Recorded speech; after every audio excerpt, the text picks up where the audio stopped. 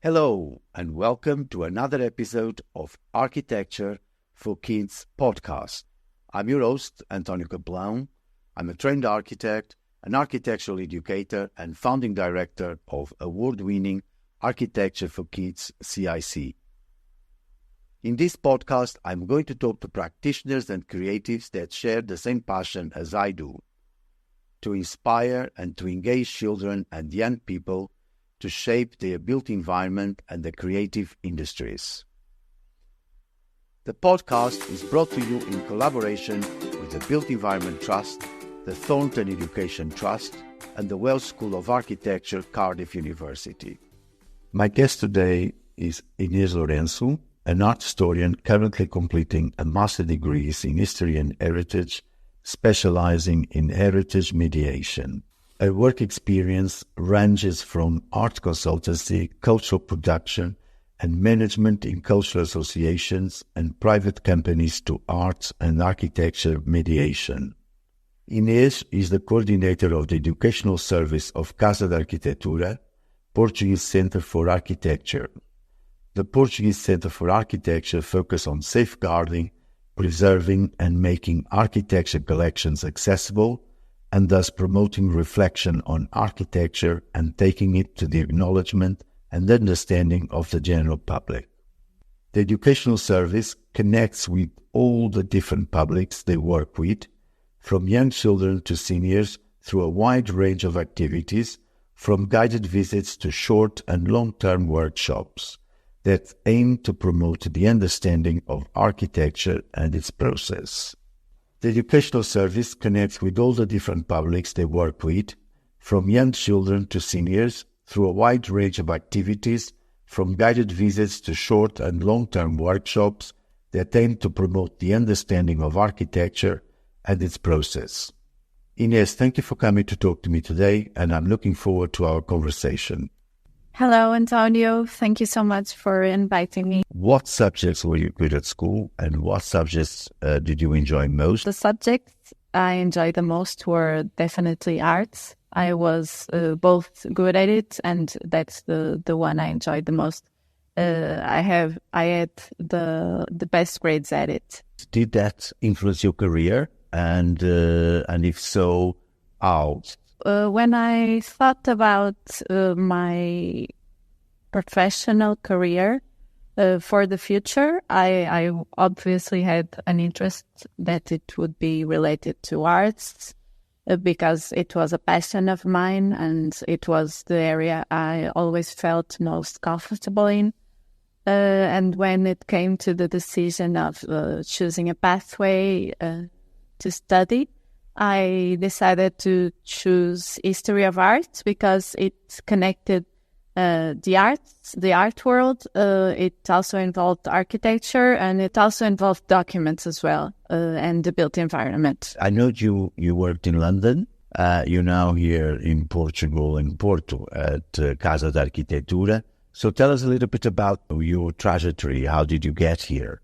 When I was studying in university, I was very interested in architecture and learning more about it. But as you may know, there's a bit of a gap between the university studies and the professional environment.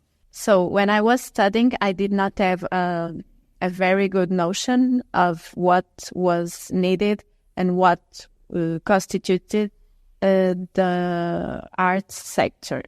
I knew I wanted to be surrounded by art and surrounded by beauty and the sublime, but I wasn't sure about what profession exactly I would like to have. And then when I started exploring more about it, I came to know the education part of the arts world. And that's what really interested me. I started working on arts education in probably 2016, I guess. And before that, I also had a period where I was volunteering with a lot of youth associations and was already connecting with that type of field work. but not exactly related with arts at that moment I was studying.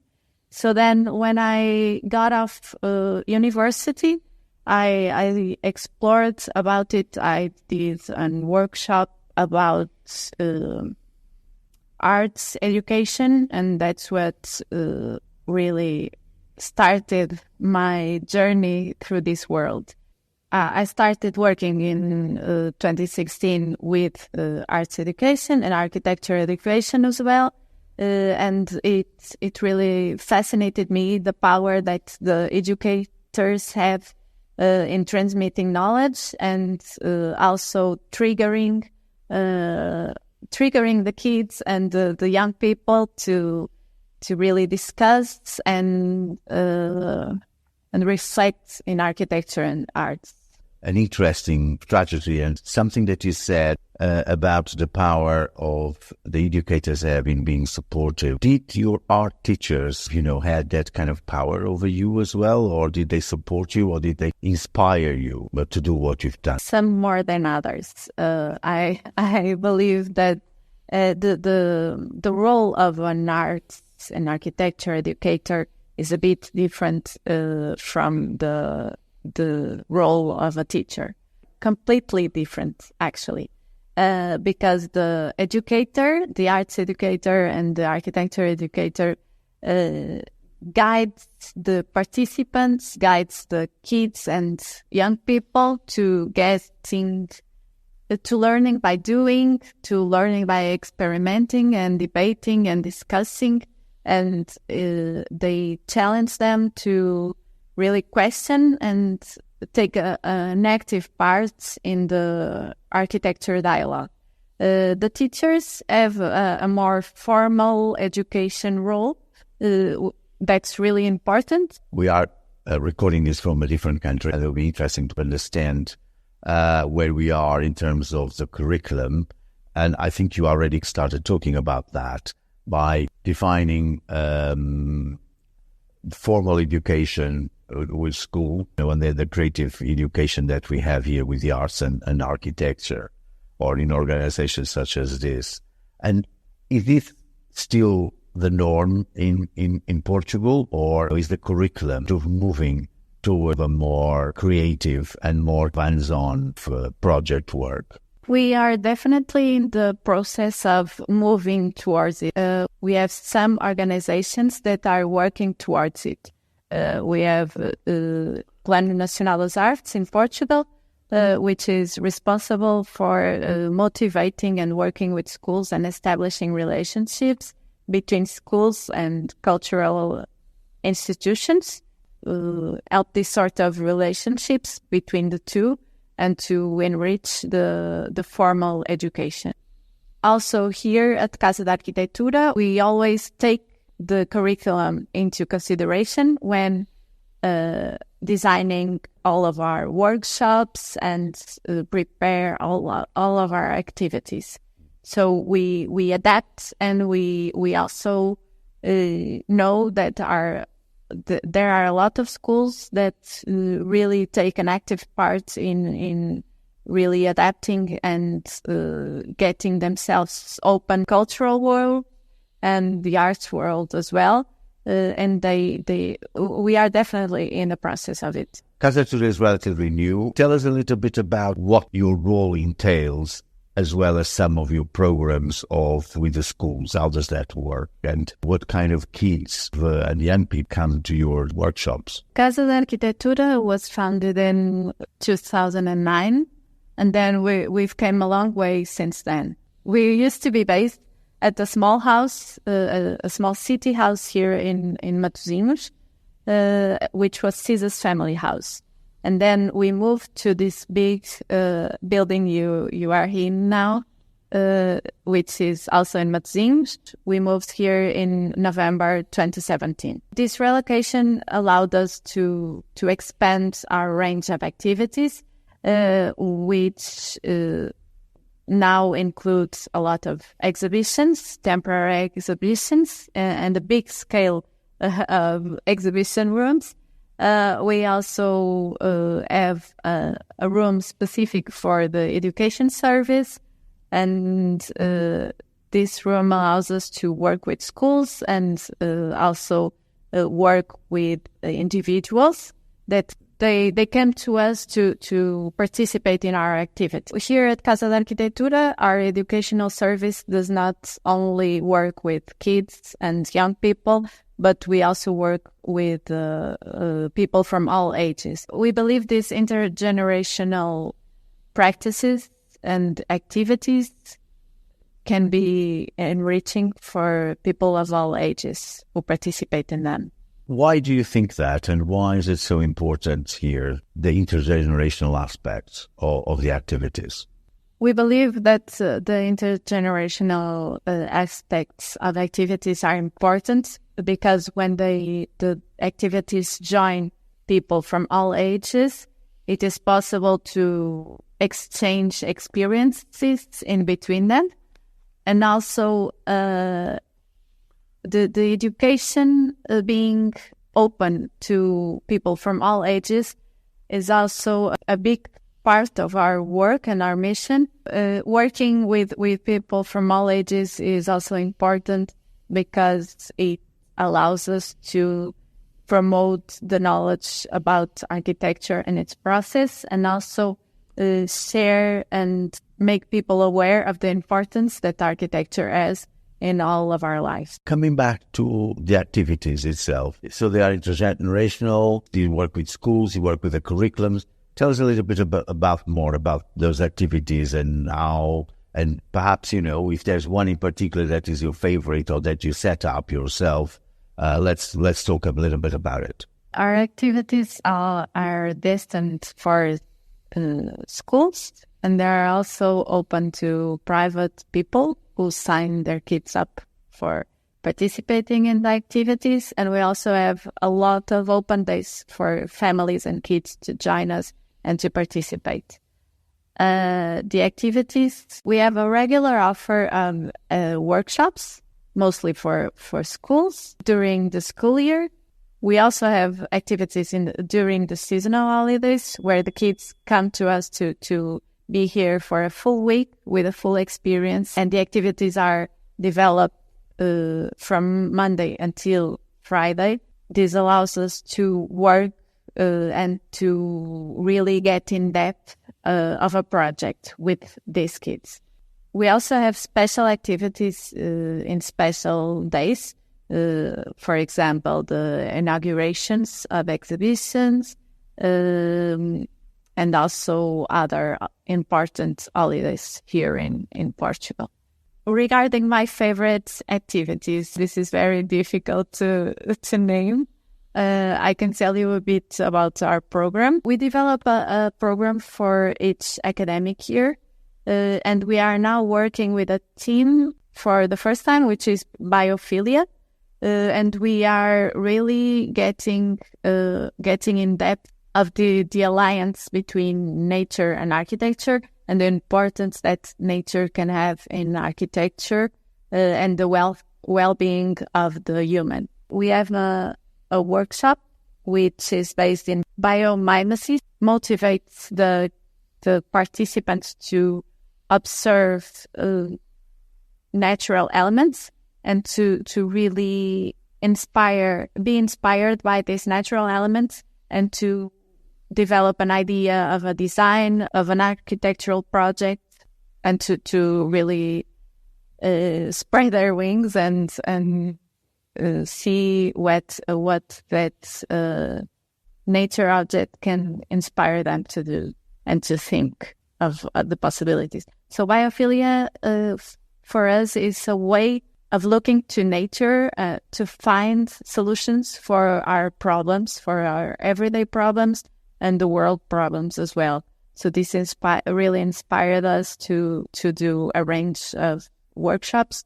And also now that we have the exhibition about Paulo Mendes da Rocha, the Brazilian architect, we are continuing to work on this thing and to really continue to be inspired by it and to motivate people from all ages to get to know biophilia, what this means and what can this bring to our everyday life and how it can be a contribute to architecture and to thinking the built environment. And how do you develop those activities? Tell us a little bit about that process as well. For example, the activity I was telling you about based on biomimesis, this activity involves the observation of the natural object through a microscope, and then it involves the description of the observation elements they do detect on the natural object.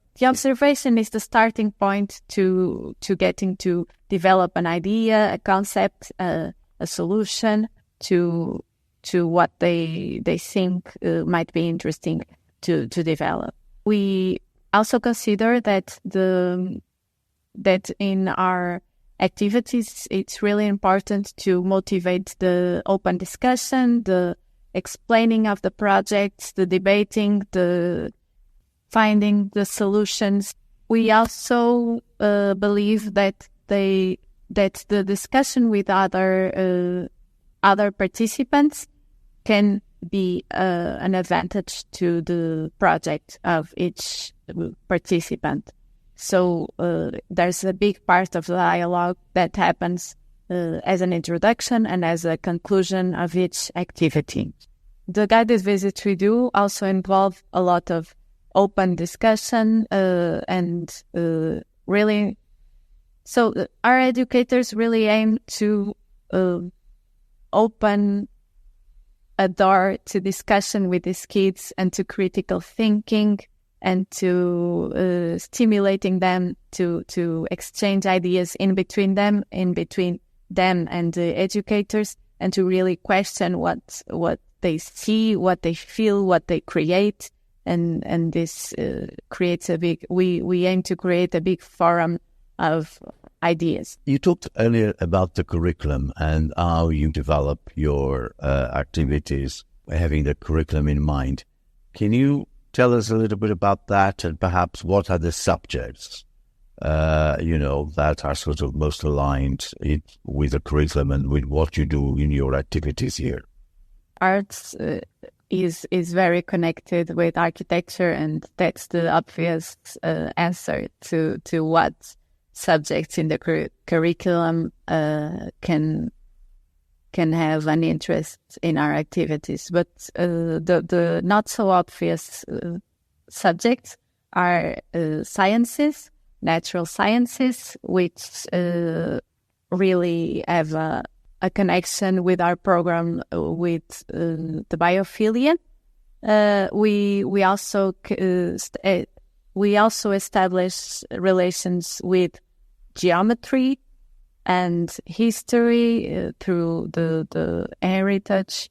We also have a connection to Portuguese language because we really incentivate the debate and the communication skills between colleagues, between groups, and to each participant communicate their thoughts and intentions. The activities have a connection to another subject that we have here in Portugal. I don't know which would be the correspondent one in the UK, called Estudo do Meio, which would be translated as environment studies, which could be applied to natural environments and also built environment.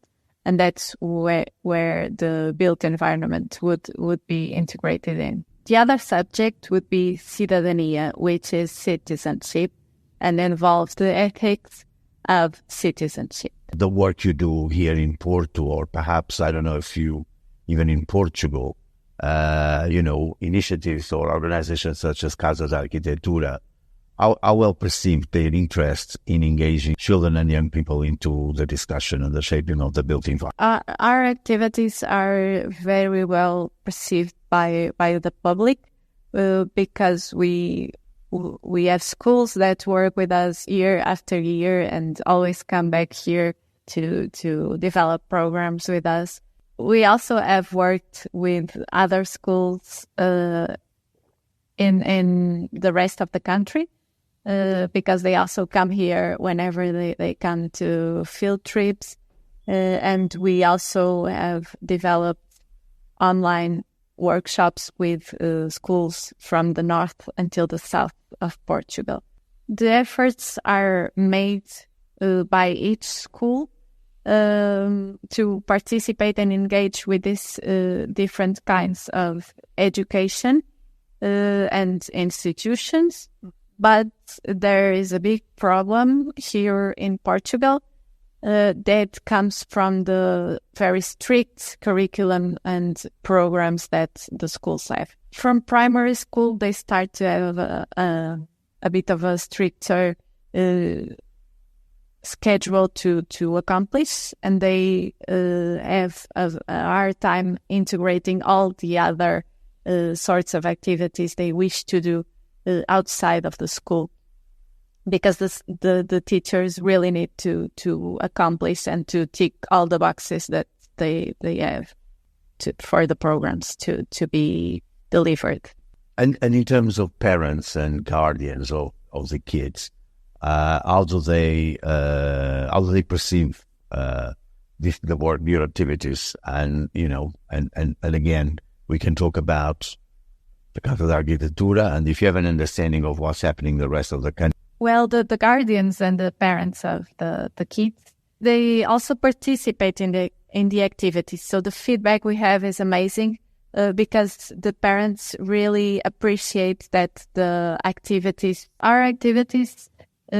allow the parents and the guardians to participate with their kids in the activities and to engage in the creative process with them. This allows the participants also to have this exchange of intergenerational perceivings and really enrich the experience of the artistic process, but also enrich the bonds between kid and family.